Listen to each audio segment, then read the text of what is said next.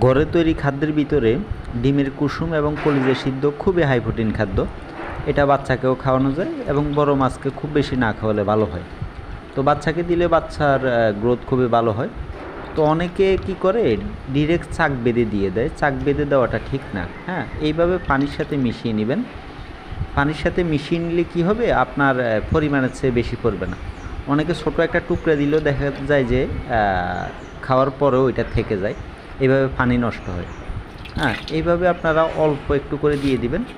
এখানে মিনিমাম আমার 70-80 পিস মাছ আছে। আমি কতটুকু দিচ্ছি আপনারা বুঝতেই পারতেছেন।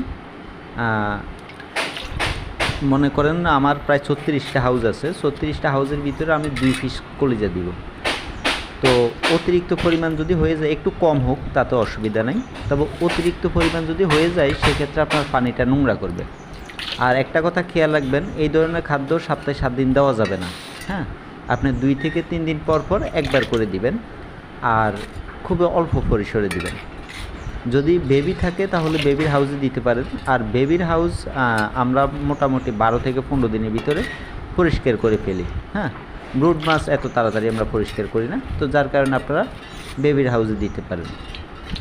তো আমি যেভাবে গুলে অল্প একটু করে করে দিচ্ছি, এইভাবে যদি দেন তাহলে দেখা গেছে যে আপনি একটা কলিজা দিয়ে অন্তত 20-25টা হাউস দিতে পারবেন, এবার একটা ধারণা পাবেন।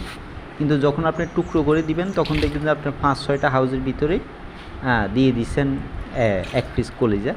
এতে করে আপনার পানি খুব দ্রুত নষ্ট হয়ে যাবে। তো যারা ওইটার মাপ বুঝেন না অথবা যারা এটা নিয়ে ধারণা নাই, তারা খুব কম পরিসরে দিবেন। কেননা যদি খাদ্য একটু কম হয় সমস্যা নেই, তবে এই ধরনের খাদ্য পচে যাওয়ার সম্ভাবনা খুবই বেশি।